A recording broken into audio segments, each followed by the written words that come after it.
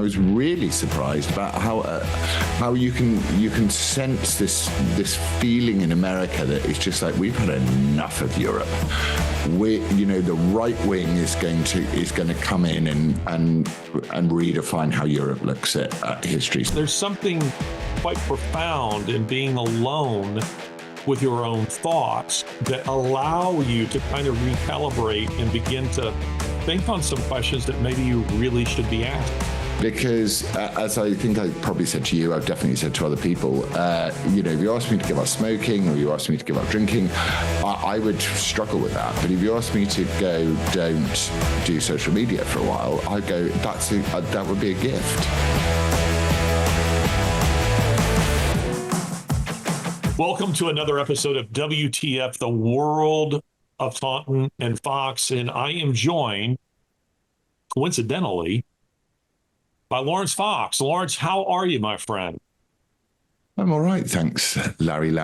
I'm good. I'm nearly a week into my sabbatical, my social media sabbatical, and here I am. I exist. I still exist, but I don't exist on Twitter.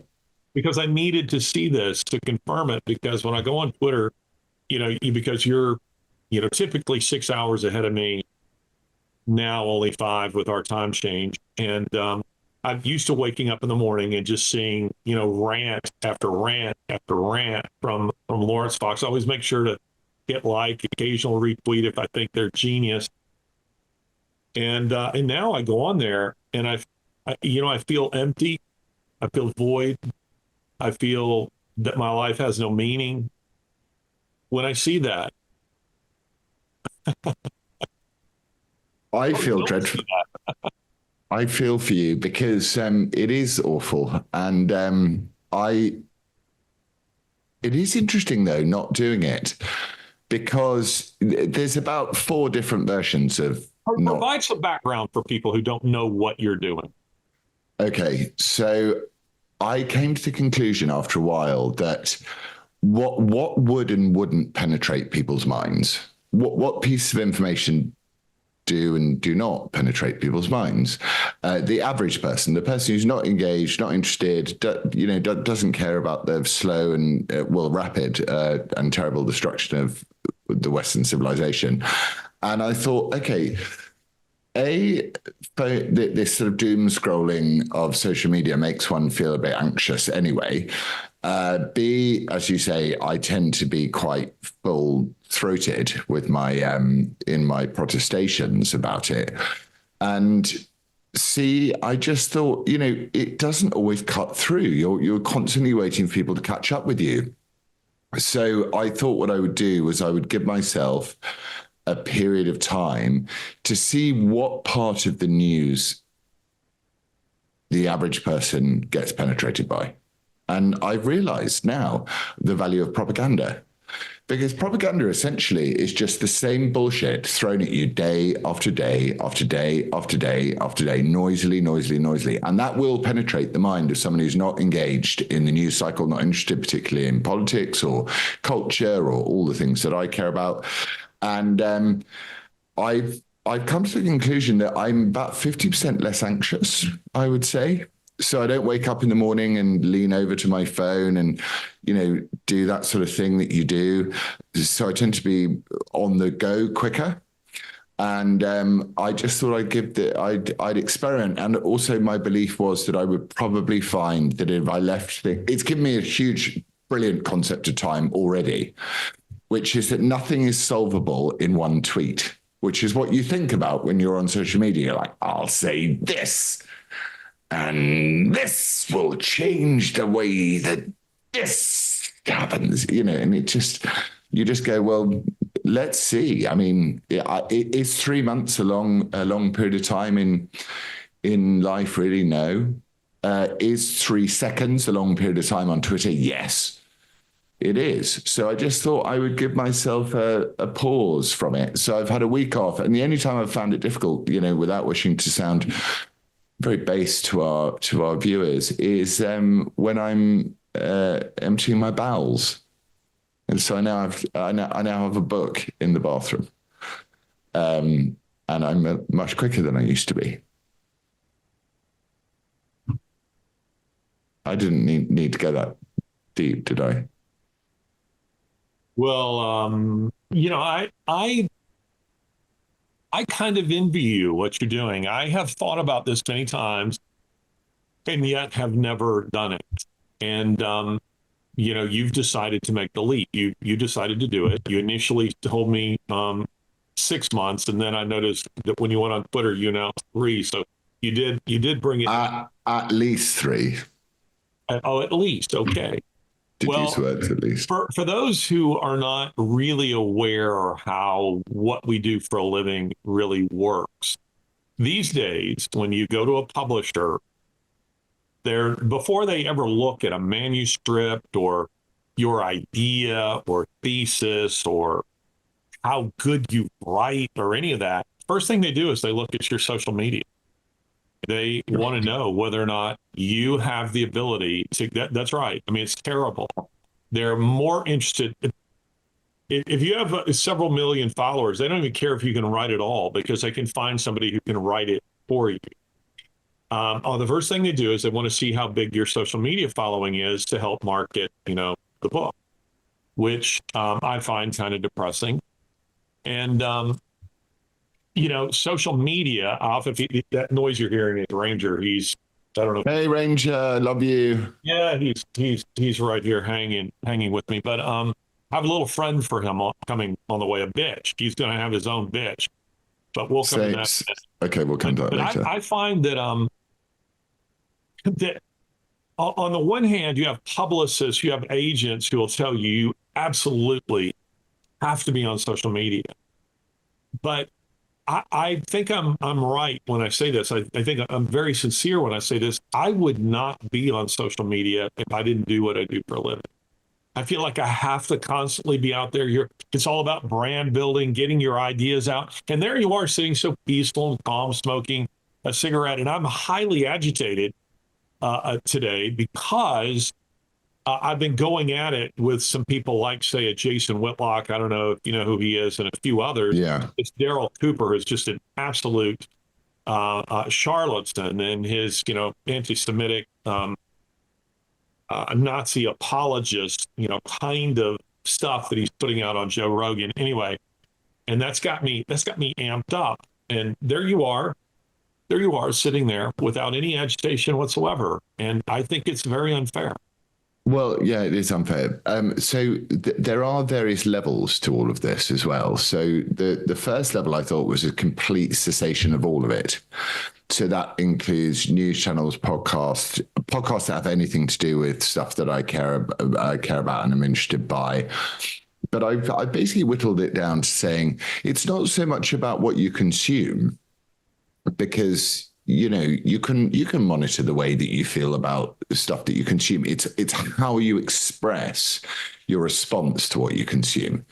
So where I've drawn the line over this week, and I think it will stay, is that I don't, for the first 4 or 5 days, I didn't watch the news. I literally didn't listen to anything. People would send me stuff, and I'm, like my patron, and also, people I know who are high up in the UK system would send me things and go, "What do you think about this? Can you share this? Can you talk about this?"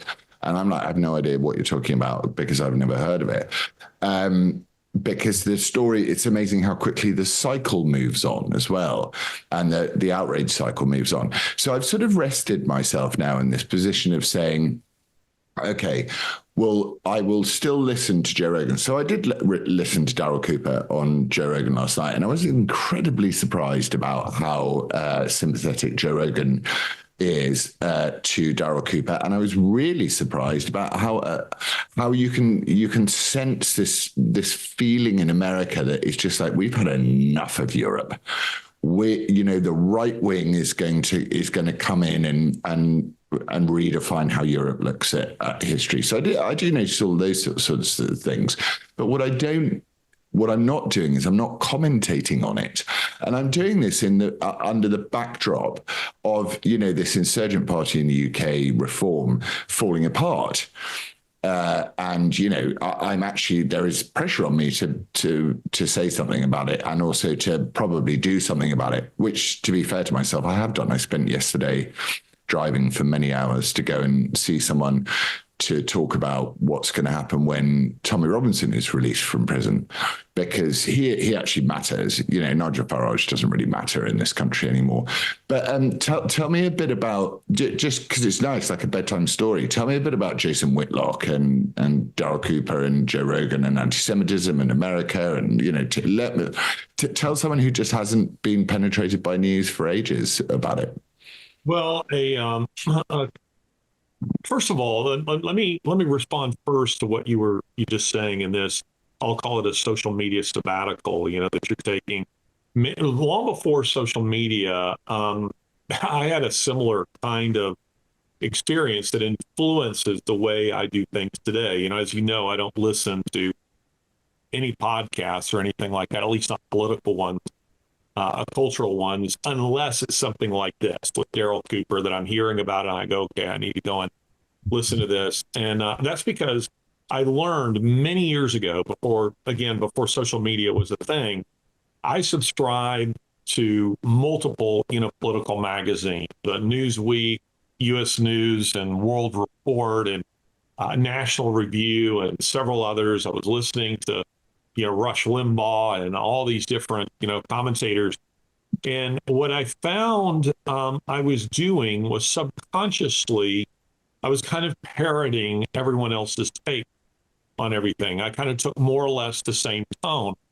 And it was influencing the way I understood a given thing before I had time to process it myself. And there's a methodology in say seminary that I remember being taught that's a very good one, that before you start looking at commentaries on a piece of scripture, on a passage of scripture, read it and process it yourself. Think on it. Go for a walk, go for a run, go mow the grass. Go look up, other passages of scripture or whatever else. Do your own due diligence. And then if you feel like you need some additional insight, then you consult the commentary and you go, okay, well, here's another perspective, something I hadn't considered. And I have since applied that to the culture, and I feel like that's very useful for me. Now, as you know, I'm very active, on Twitter, but I'm not listening to, I listen mostly to sports radio, just because when I'm not doing social media or, writing an article or doing a show like this one, I want to escape a lot of that stuff. And I want to listen to sports or something that doesn't get me wound up, and a place that feels kind of politically neutral.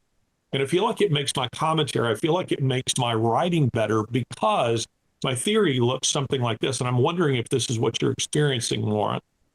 And maybe it's too soon, to tell, but I find that when I was in the weeds of it, I wasn't often really seeing or understanding the big picture.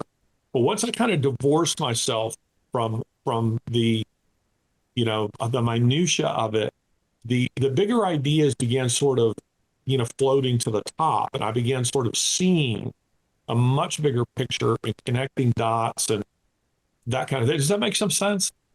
Yeah, it does. I'm reminded of that scene in, is it Good Will Hunting? I think it might be Good Will Hunting, where have you seen Good Will Hunting? I have, yes. And I saw it not terribly long ago. When he goes into the bar, Matt Damon goes into the bar, and there's this blonde-haired guy with a ponytail, and he starts, and he basically says what you're saying, which is like, you're just regurgitating other people's crap. And that stuck with me a lot recently, and actually it stuck with me in our conversations, because you're very particular about the fact that you don't listen to political commentary. I think probably there's something about me, which is that I use things like podcasts and things like that to moderate, rather than I have a very strong instinctive reaction to almost everything. So I'm a gun to the head type person. It's like, yes or no. Is it right or wrong? That's just who I am as a person. So I kind of use these bigger podcasts to moderate the way that I think about something. So I notice tracks of behavior, which is probably an actor's way of looking at things. Like, what's your motivation? Why are you doing that? And the way Joe Rogan, being a good example yesterday with Daryl Cooper, was to go, why are you being so, like, Joe Rogan is he's very, very encouraging.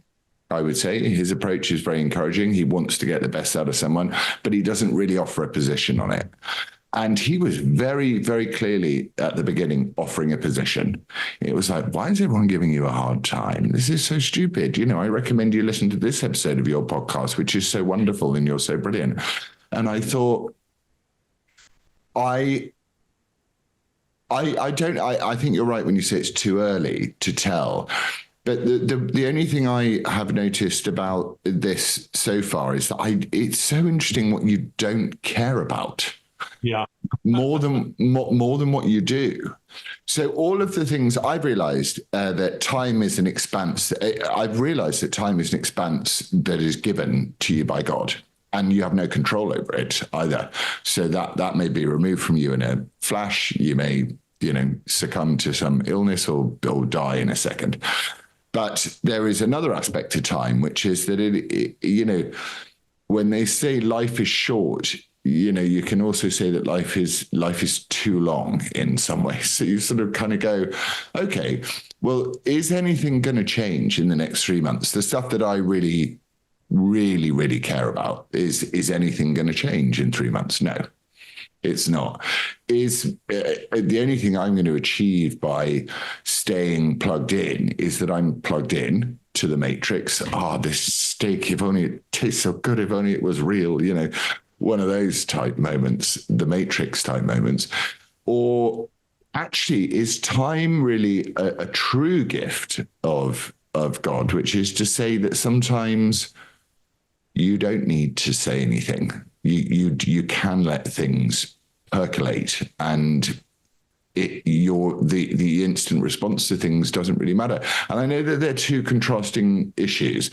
The one I'm talking about, whether one listens to political podcasts, but on the other hand, I'm saying my version of your version, which is I don't listen to political podcasts, is I listen to my instincts and I listen to what my heart tells me and what my instincts tell me, and what I'm receiving tells me. And what I'm receiving tells me is we're in real, real trouble.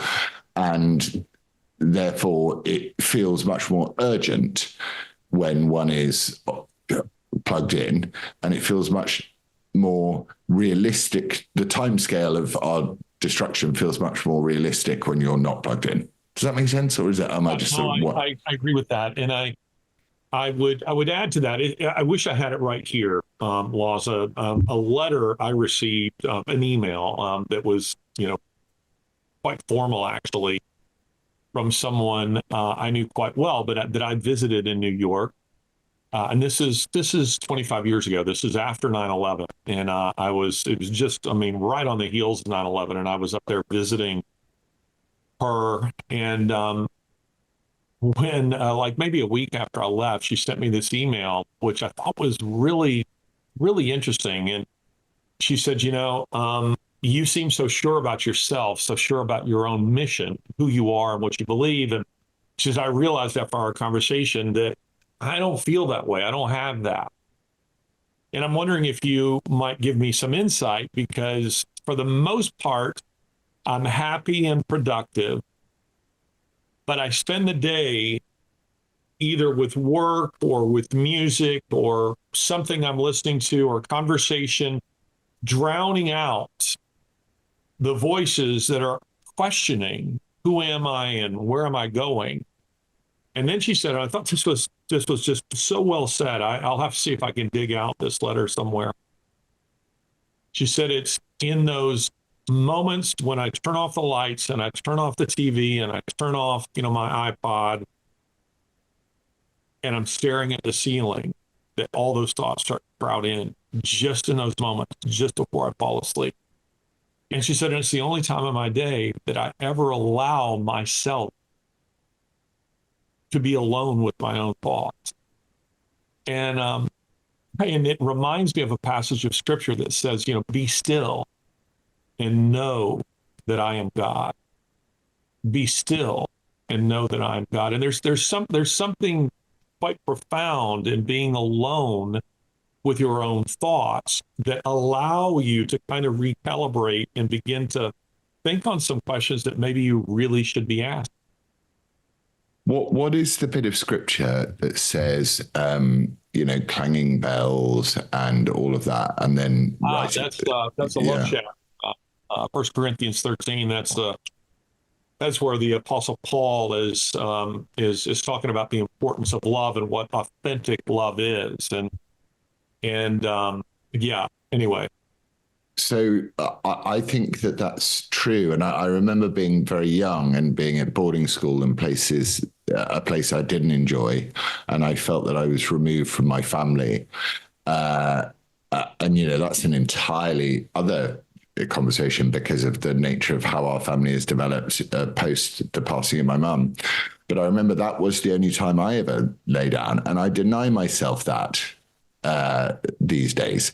Because as a child, I used to listen to talk radio all the time. And I would listen to this stuff going to sleep. And I wonder if that must alter a brainwave or something like that. Or are you denying your thoughts? Because my thoughts tend to come when I see dawn. So I wake early and I watch the dawn. I do. I just sort of sit there and I watch in my underwear. All right, calm down. We may or may not be selling a calendar this year, but calm down, Larry.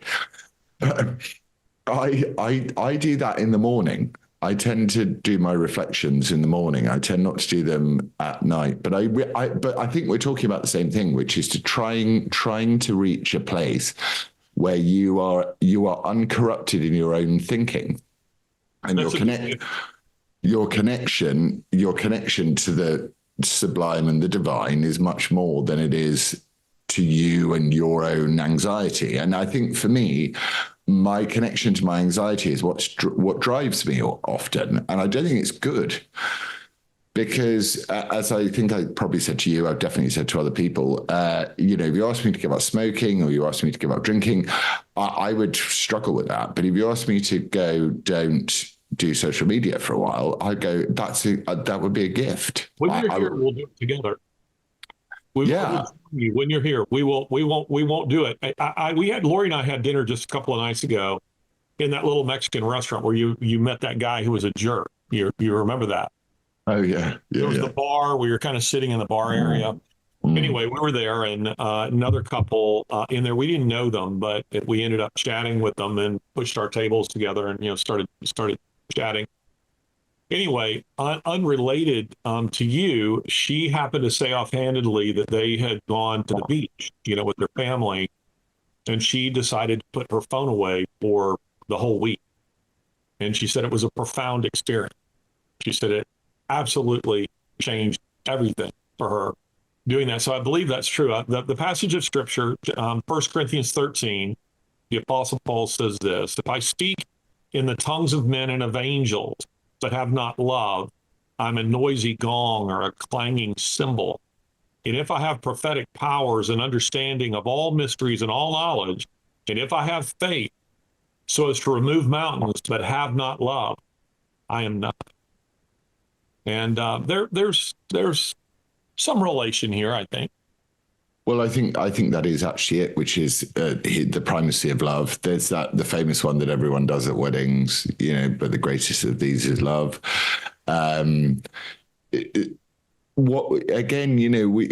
English is restricted by our use of just the word love. So we don't have all of how many do Greek and Latin have? Like 7 versions of love or 6 or 7 words for love.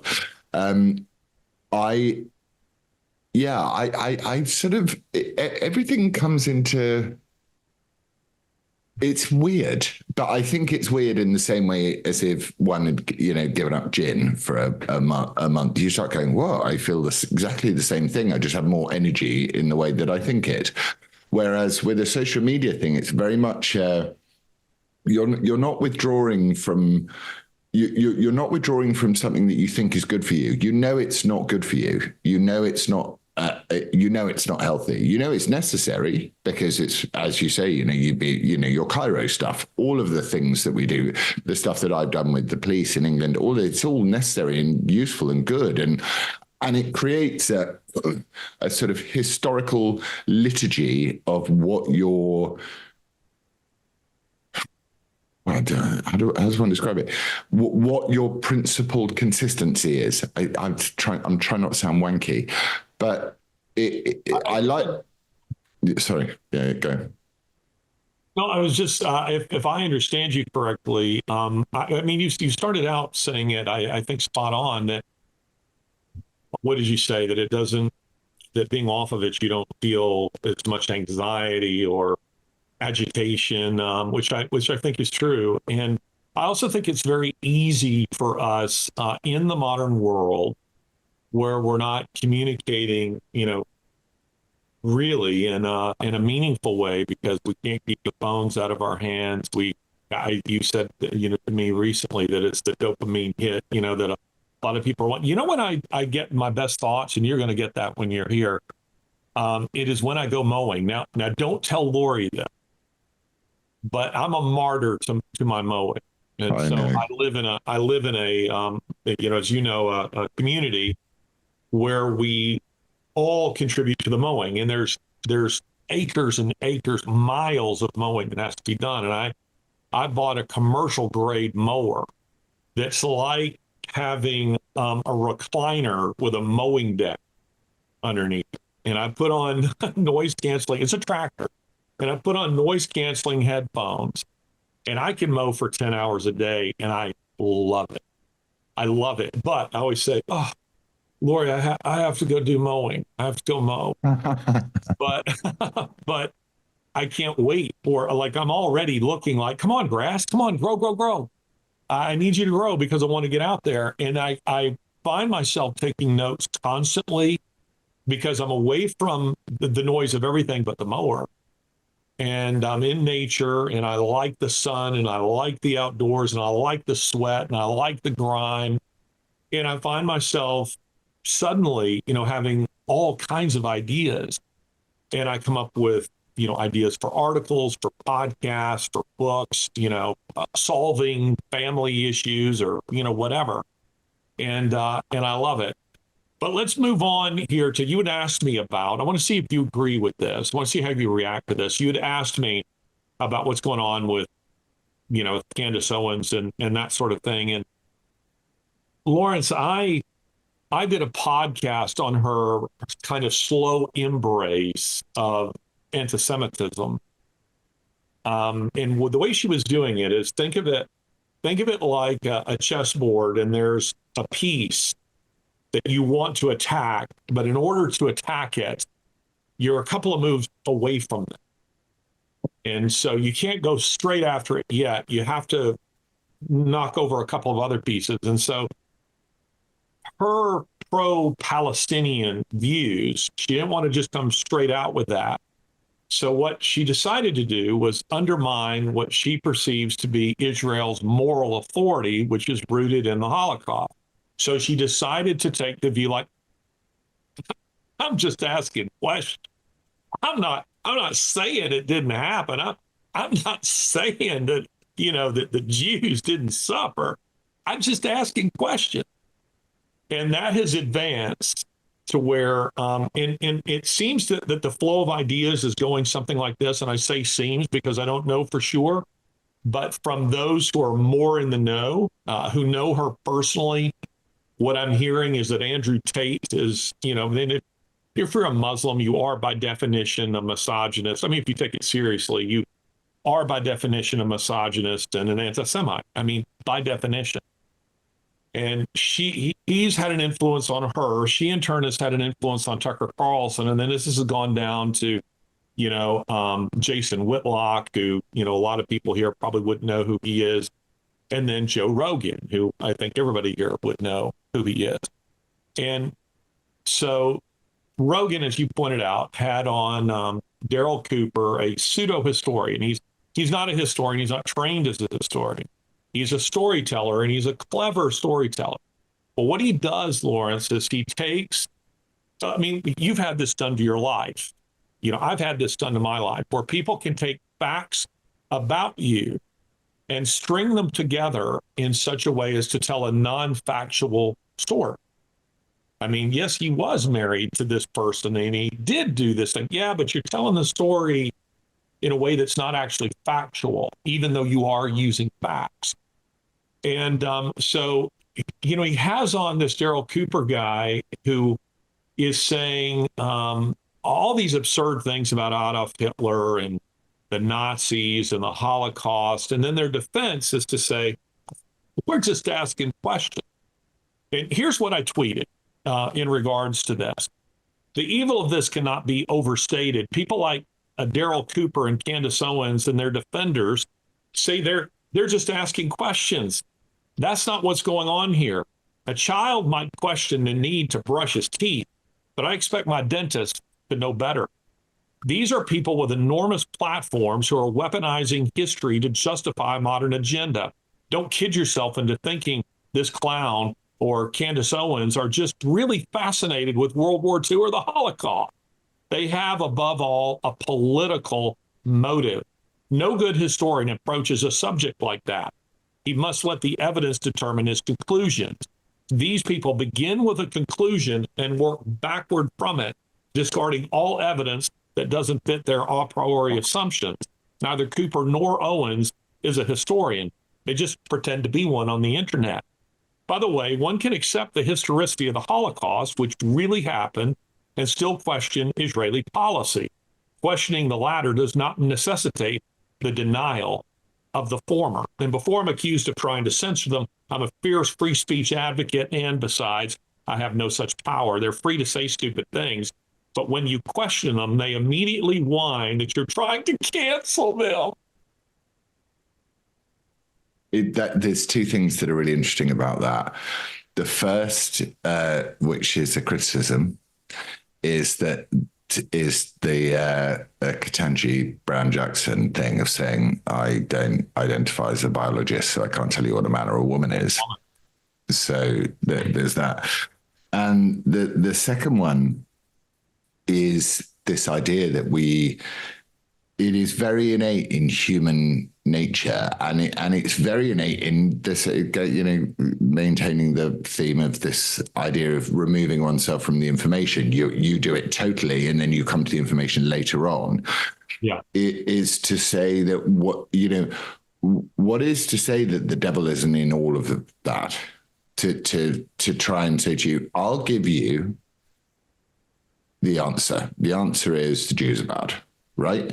Now you go and serve me, and I'll give you a load of facts that you can tie together, and it will make you present the Jews being bad. Jason Whitlock, I do have encountered a few times, and I have always he disarms me with his charm. Yeah, he's an extremely charming guy. Is he a Southern dude? He sounds like. I think so. Yeah, I think so. And I've generally liked Jason, though. He just attacked me as being a quote closet leftist, which is just absolutely ridiculous because I dared question it. Yes. Well, there's this problem as well, which I think that distance is a great quality, is to have distance to know. I've never got the Candace Owens thing. I remember watching her first appearance on Joe Rogan. He was very, very hard on her, and she was very, very, and she wasn't enjoyable to listen to or reason with. But where do we draw the line between the, I'm on the internet and I pretend to be a historian, or or the Ketanji Brown Jackson approach, which is I'm not a biologist, so I can't tell you what a woman is, and the other one, which is the drive between picking out a bunch of random truths and turning them into a narrative arc. Where do we, in this world, and especially now that AI is, I don't know whether you've upgraded your iPhone, but I've upgraded my iPhone, because it goes, upgrade your iPhone. So I've upgraded it. And AI on my iPhone now summarizes my emails. And I've had a couple of very, very difficult emails that I've had to write, and AI writes a summary of them. And it will read it, Siri will read it out to me. It will go, essentially, he's agreed that, she's agreed that, she's agreed this, he's not going to do that. Wow. No, yeah, don't upgrade. Yeah, it's insane. So we've got this kind of trifecta of what one thing is for sure, information is going that way. You know, it's not going to stop. And the Candace Owens of this world and the, you know, as you quite rightly point out, the untrained historians of this world are going to go, and they're going to get a lot more attention than they probably would in a world of academic scrutiny and of peer-reviewed status and all this sort of stuff. But at the same time, how can we criticize that whilst not criticizing, whilst also criticizing Ketanji Brown Jackson, saying, well, I'm not a biologist. So, you know, how can I tell you what a man or a woman is? Do you get it? It's kind of a Gordian knot in a way. I understand. I think what I'm getting at is slightly different. I mean, we're talking about something that's common sense. It would be different if she was being asked about, say, brain surgery, where we would expect her to say, I'm not a brain surgeon. But I do know what a man and a woman is. I mean, there's level of expertise that one is. I agree. Everyone knows what a man or a woman is. But why wouldn't you apply the same logic? So to a leftist. No, but I do apply the same logic. Okay, go. The same logic, because at one level, we're talking about common sense. At another, we're talking about something that's highly sophisticated and requires a measure of expertise. Have you ever seen Hitchcock's Rope, the movie Rope? It's Rope, right? where they've got the guy hidden in the thing in the yeah. I was going to be in a production of Rope, but it conflicted with another production I was doing. Yeah. Well, it has a little element of, you know, Dostoevsky's Crime and Punishment, you know, to a little Edgar Allan Poe, Telltale Heart going on. But in the story, in the film, for those who haven't seen it, Jimmy Stewart plays like a professor of criminology or something like that. And he sort of throws out to his students, you know, could the perfect murder, is it possible? He throws that out. And a couple of his students, in order to impress him, they decide that they will commit the perfect murder. And Jimmy Stewart eventually realizes what his students have done, and he tracks them down and figures it out and solves the crime. I hate the movie, and I like Hitchcock as a rule, except for his horror stuff, you know, like Psycho and stuff I don't care for, but, you know, his films like 39 Steps and you know, To Catch a Thief and that sort of thing. I enjoy those quite a lot. But this film I dislike a lot, and it's because the real villain of the story is Jimmy Stewart's character, in my view. Every good teacher knows, a good parent knows that you don't carelessly just throw out ideas that students those listening to you might put legs to. You don't do that. It's morally careless. It's the responsibility, in my view, that we on a show like this, we joke around and we have some fun, but you on your tweets, and on Fox and Father on this show, me on Ideas Have Consequences. I'm not just simply, you know, just throwing out. You're not just simply just throwing out ideas and without offering any kind of moral direction or compass as it relates to them. You know, I wonder if you could turn a little boy into a little girl. You know what I mean? That kind of stuff. And for me, what Candace Owens has done, and now Joe Rogan to some extent in joining them, though I think he's just being naive, is it's immoral because it's careless. And a historian, Cooper fashions himself as a historian, that he's the real deal, and then takes the position that he's just asking questions. That's not what real historians do. They ask questions privately among themselves. They're debating issues the way we might on the porch. But when you're going public, when you're writing your book, the whole point is to be offering some kind of thoughtful moral analysis, factual analysis of the data, of the events, of the facts. And then to just sort of say, hey, and this is kind of what they're doing. And I wonder if the Holocaust really happened. Well, you're an idiot. As I say, it's one thing for your children at their age to say, Dad, did the Holocaust really happen?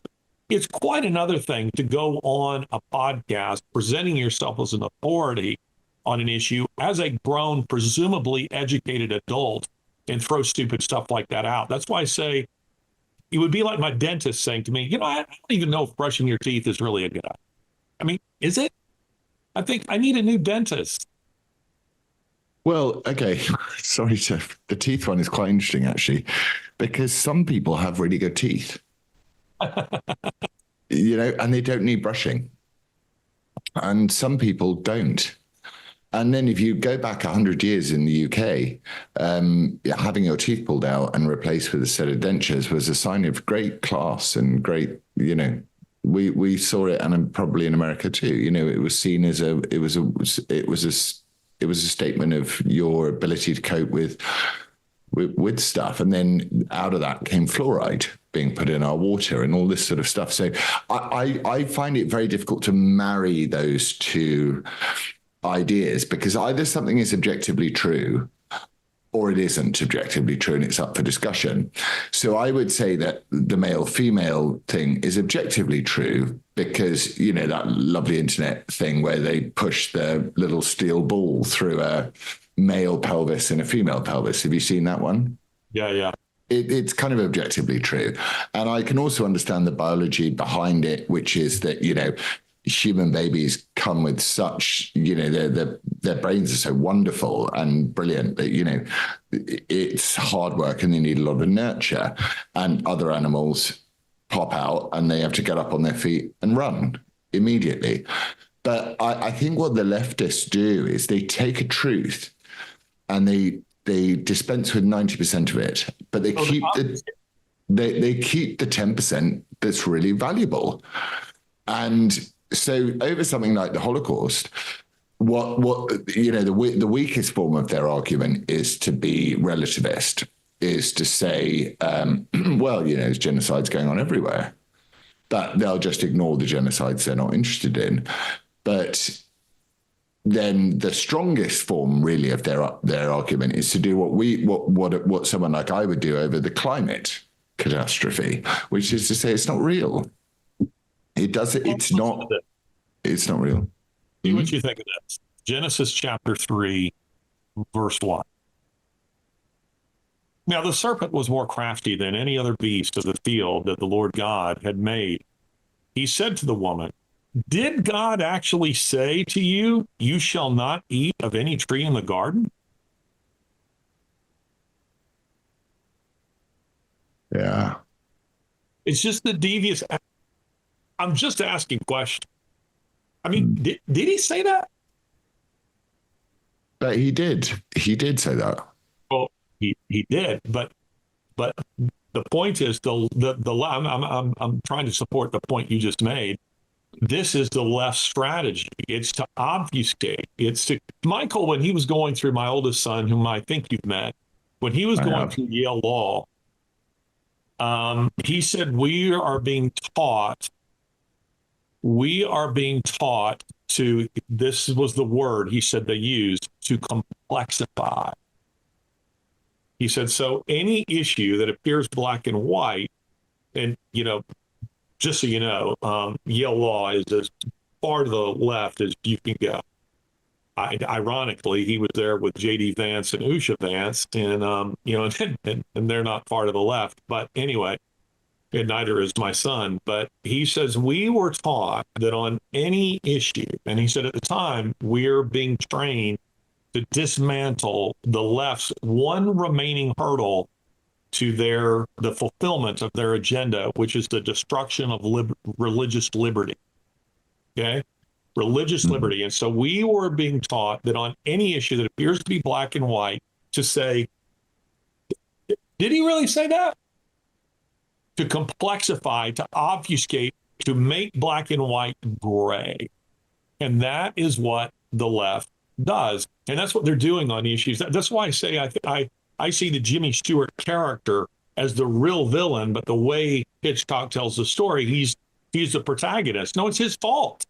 He's the one who decided to throw out the idea to his students, who decided to kill somebody to impress him, rather than him actually providing moral instruction. And also, I think probably why the left hate the family so much, because the family doesn't complexify. I'm dad, you're child. I hear these are words I hear a lot coming out of my own mouth and the mouths of, it's like, I'm the parent, you're the child.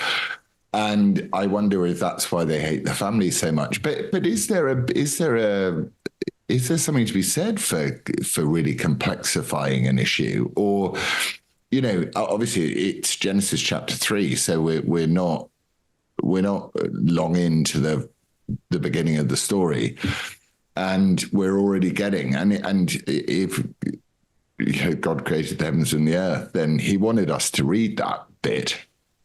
He wanted us to know that obfuscation was going to be a weapon that was going to be used against us. But he was also saying obfuscation is real. It's not a non-existent factor in the way that we live our lives.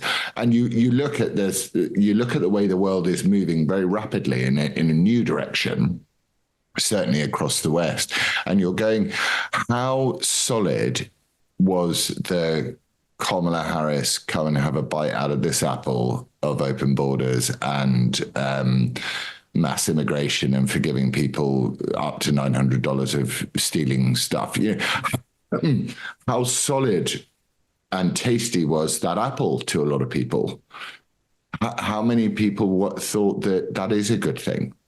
And was that complexifying an issue, or was that just simplifying an issue and saying, it's proved by the fact that people didn't steal groceries; they stole Prada loafers, didn't they? At the end of the day, so it was very easy. But I want to open my mind to the idea of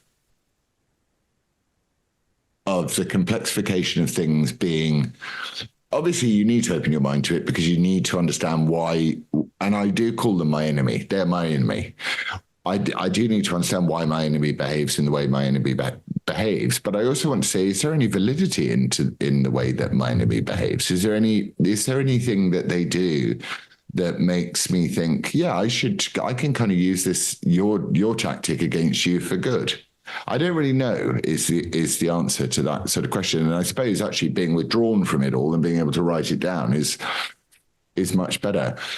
But one thing I do notice is motive, and when you're talking about, did he actually say that you couldn't eat from the tree of good and evil? I mean, did he say you couldn't taste the apple? I thought he said everything in the Garden of Eden was yours. Come on, guys, let's have fun. That part of it is very interesting because that is grey. That is very grey at the end of the day. And in order for us on the side of common sense and truth to navigate, we have to understand what is and isn't grey. And gender is black and white. Gender, not even a word. Sex is black and white. But so many other things aren't. And I was listening. Okay, here's a good example. What's his name? So I was listening to this guy, and I'd recommend it to our listeners. And I think he probably has a similar. I hate this stuff. He has a similar academic pedigree to our friend who's been on Joe Rogan. Talking about civil wars, because I'm really interested in civil wars at the moment. And his name, I think it's David Betts, but I can't find him at the moment. And he's talking about the likelihood of the United Kingdom, Europe, rapidly demographically changing societies to become places where civil wars will take place. And at the end of his interview, because I love digging and going down into things, he goes, well, go and listen to this lady. I've got to find it because otherwise it's really annoying. People can't follow my thinking. Right. Okay. So he is called, not like, oh, I was listening to you. Right. Yeah. He is called David Betts. Okay. And we'll try and put this in our show notes. The Coming British Civil War is the title of the podcast he did. He's done several, and at the end he refers to. He says, "Well, if you don't want to listen to me, go and listen to this other academic." And he puts me in touch with this other academic called Barbara F. Walter. And what was so interesting was he's obviously very much of our way of thinking, and she's definitely not of our way of thinking, but they came to exactly the same conclusion. And it was fascinating, I thought, that to go down the leftist track that ends up at the same way, which is civil war is coming. There's going to be a civil war. And she calls them anocracies, the difference between an autocracy and a democracy. And you go from a +10 to a -10, and anything that's in the sort of +3 to -3 range isn't called an ornocracy. So, well done you for your clever sort of wordplay. But Britain and America, she posits that Trump made the ornocracy happen in America, whereas he posits that it's the left that made it happen. But he cites and references her as someone for people to go and listen to if they don't believe him. And I thought that was really fascinating, and I was really interested by it. If you listen to either of those podcasts, which Lacey, can we put in the show notes, please? I'll send them to you. You'll hear that you can get to the same place from a completely different political standpoint. Do you know what I mean? You can kind of dispense with good and evil at this point and go, okay, well, let's discuss the grey. But they both agree that the grey leads to really, really bad things. They just believe it goes to really bad things for totally different reasons. She thinks it's like displaced migrants from climate change, and he thinks it's because you've got way too many Muslims in your country. It's like but they come to the same conclusion. Do you know what I mean? Do I make any sense? I'm going to send these to Lacey so she can put them in the list. Does that make any sense, or am I talking rubbish? If I understand you correctly, you're saying that we need to acknowledge that there is grey. I need to acknowledge there is. Sorry, you've cracked up. I said, if I understand you correctly, what you're saying is everything's not black and white, and we have to acknowledge that there are gray areas. Is that an accurate summary?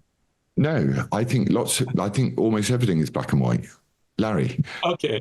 But you live a pretty black and white life. Yeah, but to other people, you live a pretty black and white life. I would say this. I think this is what I'm getting at. Obfuscation is always a tactic of the devil, and it's a tactic that the Saul Alinskys and the Barack Obamas and others have always used. It's the way they attack. It's the way they have attacked our Constitution. I mean, the right to bear arms. I mean, what does that mean? You need a cannon? You want a cannon? He didn't mean automatic weapons. Come on. Exactly. And so going all the way, back to the Ten Commandments, to the Decalogue, it's the same thing. It's an effort to obfuscate, which is really quite clear to any reasonable person to understand what that means. Now, are there nuances in things? Well, of course there are. There are things that do require some nuance, like, for instance, thou shalt not kill. I mean, you take that in the body of Scripture, and it becomes pretty clear what the Lord means. I mean, he killed quite a few people, and I think he sanctions self-defense. So that's that seems to me pretty clear, what the Lord means there, that we're talking about murder in that case. So it does require some reasonable, reading, but I don't see those as gray areas. I see that as really just, a straightforward, common sense understanding of what is there. There's a book that I was just looking for on Amazon, and it was also made into a film, and the film is fantastic. I wonder if you've ever seen it. It's Abby Mann's book that's titled Judgment at Nuremberg. Have you ever seen it?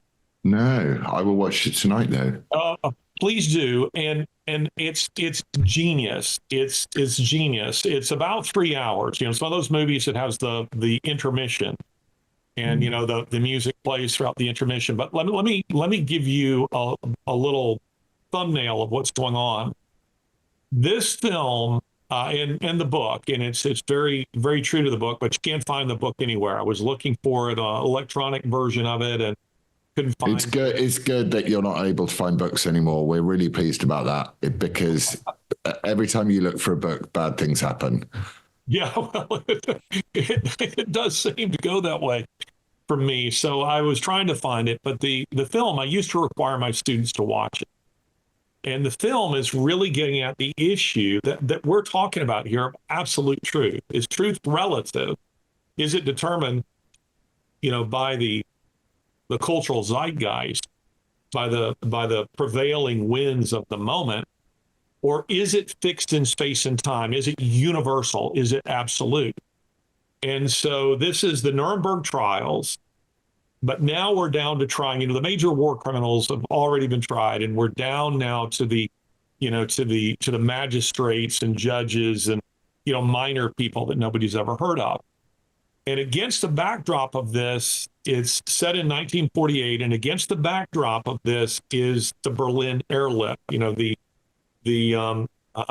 Soviets surrounding Berlin, cutting off the corridor, and with the plan of starving Berlin, and the airlift was taking place where the United States was supplying an entire city from the air. One of the most extraordinary logistical feats ever.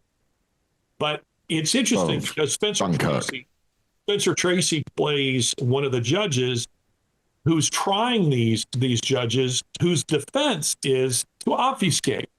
It's to say, what was the time? We're just going along with orders and this sort of thing.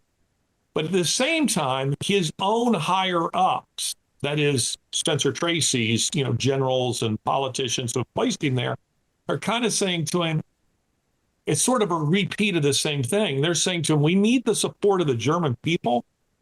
And a really harsh judgment of these guys is going to be extremely unpopular. And it'd probably be best if he kind of looked the other way.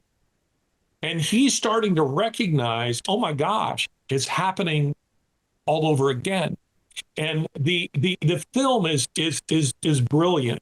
And Maximilian Schell plays the defense attorney, and he's brilliant in his arguments that obfuscate, that complexify the issues, and so that even those people who don't doubt that the Holocaust happened and don't doubt the sterilization programs and the bumping off of the elderly start thinking, I don't know. Gosh, I don't know if we can be really hard on these people. It's genius. I'd love for you to watch it and then tell me what you think about it. It's Marlene Dietrich and Judy Garland and young William Shatner and loads of mega stars from that. I'm surprised your dad isn't in it.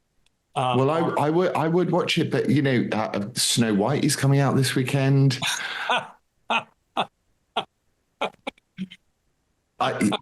Is it right that they have this DEI woman in it, and then you have the Wonder Woman? What's her name?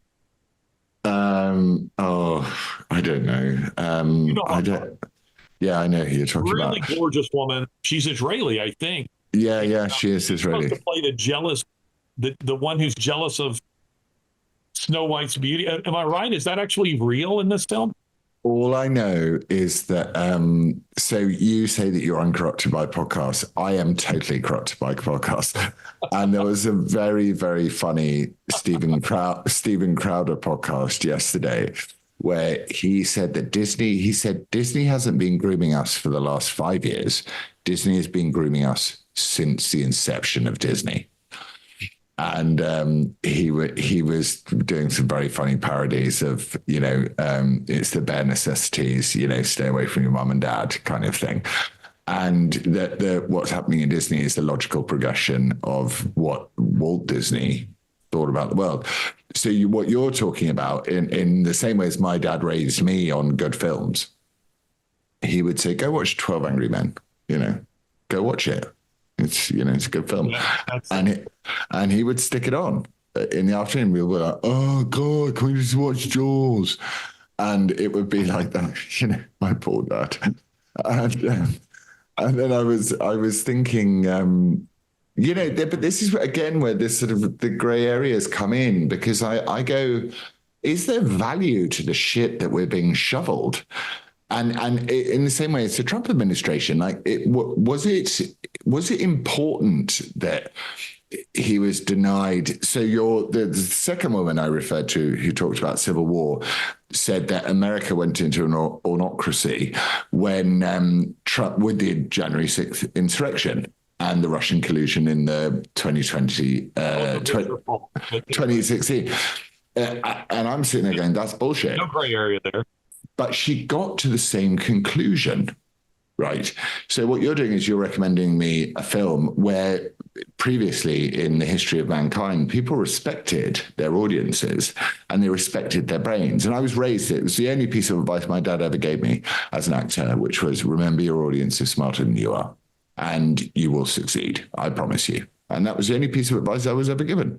And I've basically taken that into my life. So I think that kind of negates the need to discuss the grey area, because the grey area then belongs in their head, doesn't it? And the great films, and Robert Altman said this to me when I worked with Robert Altman. He said, what you want in an audience is you want them to lean forward when they're watching a film, not lean backwards. You don't want them to enjoy a film. You want them to engage with it. Yeah. And I thought, yeah. So those are sort of, that's not nuance. That's just the reality of life. I don't know. I think it takes us back to the beginning in a way, which is there a benefit in looking at life again through a slightly different prism, and the prism being not needing this instant hit of, I believe this, and this is true, however true it is. Like, I think everything I say is true. Otherwise I wouldn't say it. But I also think that now that I've stepped back just for a week. So, we haven't even got like the sniffles and cold turkey and like, give me just one hit, man, one hit. We're not even there yet. And I've started to think in a little way, I do want to understand your grey areas a bit more. I do want to understand why you find me so utterly repellent that you want to destroy me. I'm interested. And I know I'm going to come out with the same conclusion, but I'm also going to be gifted 3 months of a life that I could have spent reacting to you people who have no respect for the things that we've just spent an hour talking about. Well, listen, I agree with that. My career really began by deciding that I wanted to understand the perspectives of people who don't agree with me, and that remains true. So for me, it was developing relationships with guys like Christopher Hitchens and Richard Dawkins and Muslims and other people, because I want to know what they think. I want to know what it's, I sometimes get this reaction that people look at my profile on Twitter and say, well, I don't know if I should believe you or not. You've written for The Atlantic and done work for CNN. And I think, isn't that where you want me? Don't you want me going after those kids? If I could, I would be a permanent CNN or BBC or Atlantic commentator, because I don't mind a fight, and I want to get in front of those people who don't agree with me, A, to understand them, and B, because I want to convert them. And if I can't convert them, then at the very least, I want to defeat them. But in so doing, it doesn't mean that I don't think, in understanding that there are multiple perspectives, it doesn't mean that I don't think that there's a true one, that there's one that is actually true. I'm not a postmodern. I don't like the novel that ends and you get your choice of all the endings. There's a true ending to the story. And I believe as a Christian that, there is an ultimate truth, that there is an ultimate reality, that God's truth is eternal, that it is absolute, that is universal. And, while you were talking a bit ago here, I was thinking about, which related to what you were talking about, how the book of Job, in some ways, is sort of a summary of what we're talking about. To this extent, something awful obviously happens to Job, and then his three friends, begin to interpret for him. They begin to relativize, to obfuscate, to complexify what has happened. And as you're going through the book, you sort of enter into this moral maze that their own soliloquies, their monologues, all sort of create as they're talking to Job. And you can become kind of lost in that moral maze. Quote an old Southern headmaster of mine, who was the Southern equivalent of Charles Lawton. He would say it's like swimming in grits. And you begin to feel that way. And then around chapter 38 or 39, the Lord, who has been silent throughout the entire book, speaks. And it hits like a hammer. It hits like a hammer because you're lost in this moral maze. And then he says, now gird yourself like a man, and I will ask you questions. Where were you when I laid the foundations of the earth? Where were you when I put the stars in the heavens? Where were you when I established the seas and their boundaries? And it's the Lord's response to that lack of moral clarity. And it punches you and wakes you up and go, oh my gosh, there is a truth. There is an ultimate truth. There is an ultimate reality. And I bear that in mind because I think that as fallen beings, morally fallen beings, we love to hide in the gray. I mean, your children, my children, us when we were children, we love to complexify, when we were being disobedient, what our parents said. I told you to take out the trash. Well, did you tell me to take out the trash? Or did you just point? I had it. It's so interesting. I mean, just to pick up just the fag end of the end, because absolutely the Job story. Actually, I'm going to read Job again because it's never got me in the way that it gets everybody else. But I had this, I spend a couple of days a week with my youngest son, and it's just me and him. And I have started to observe how he behaves in certain situations, like when he finishes breakfast, what he does with his breakfast bowl and stuff like that, because it was really interesting. This morning I said to him, what are you going to do with that bowl?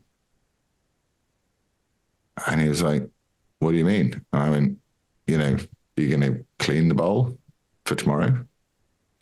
And he was like, how do you mean clean the bowl? And I'm like, let me show you. It's so interesting. It's so good. I love it. Well, it's like asking this. I mean, did you buy her flowers or didn't you? It's a question. Oh, yeah. Yeah, there's that too. No. But so there are, I don't know. I'm sort of, maybe it's my own moral weakness and my own desire to hide my own sin in my own gray areas, because we all do, and why wouldn't you? But part of me wants to be. I see the gray area as forgiveness, whereas actually I should see the gray area as obfuscation. Yeah, I think that's probably better. I need to think about it. It's, as always with you, it's just like powder puff conversations we have. We never go deep. We always just like, chitter chatter.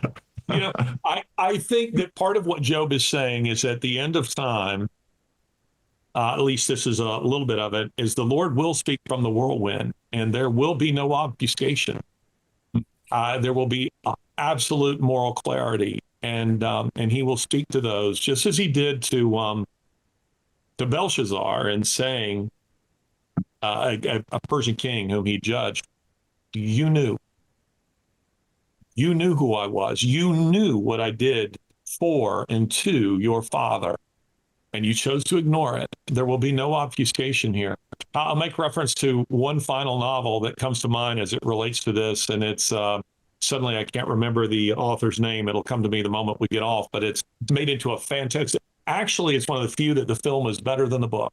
That almost never happens. It's Lonesome Dove. It's Lonesome Dove. Lonesome Dove. Lonesome Dove, the best Western of all time. Lonesome Dove. It's fabulous. But one of the characters, Robert Duvall, Tommy Lee Jones, they would say their best work. They would both say their best work. They were asked to do a sequel to it and said, we don't want to touch it. It's a masterpiece. And they're right. It's absolutely fantastic. But there's a scene in it. These guys are both Texas Rangers. And there's a scene in it where one of the guys who's a very old and dear friend of theirs, he falls in with a bad bunch of guys and they kill some people. And so they catch up to him. They catch up to the gang. And they administer justice. And as they leave, one of them asks Robert Duvall's character, a boy says, did you find Jake, their former colleague? Yeah, we did. What did you do? I mean, I'm sure Jake didn't mean to do it. And he said, son, Jake crossed the line and we hanged him. I mean, it's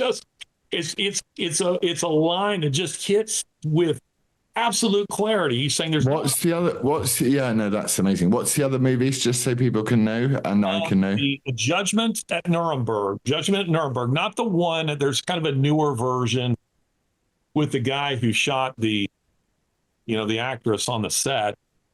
What's that guy's name? William Baldwin. Alec Baldwin, excuse me.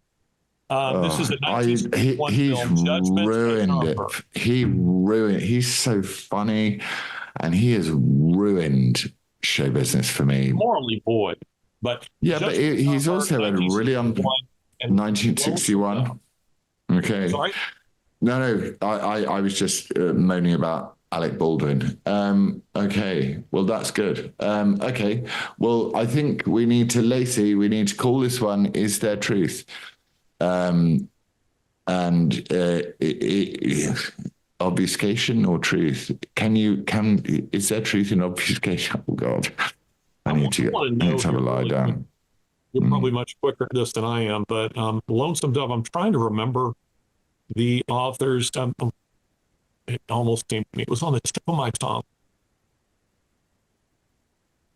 Larry McMurtry. I've read the novel, and the film is fantastic. But the film is actually better than the novel. Well, that's good because I think we have a night where we can watch films that children don't want to watch. So that's good. You'll love it. Your children probably love Lonesome Dove. They won't Judgment at Nuremberg, but Lonesome Dove has also got some great one-liners in it. It's got some great one-liners. Well, I will watch it, and it's so nice to see you. And also, we didn't really talk about politics, which is nice. No, we didn't. Are you growing a mustache? I'm not growing one, but it's I've been away for the most of the week, so I haven't shaved. Because it's blondish, I really couldn't see it on this Zoom call. But now, just in the last 15 minutes, I've begun to notice. It's grown ever since you started talking. Like the truth is pushing out the obfuscation around my mouth. The handlebars. I must, and then put on a Texas Rangers hat and going, "We had to hang him, Larry. Fuck him." I love you, and I will speak to you next week. And thank you, everybody, for. I'm looking forward to it. This has been another episode of WTF, the world of Taunton and Fox, with myself, Larry Alex Taunton, and my good friend Laurence Paul Fox.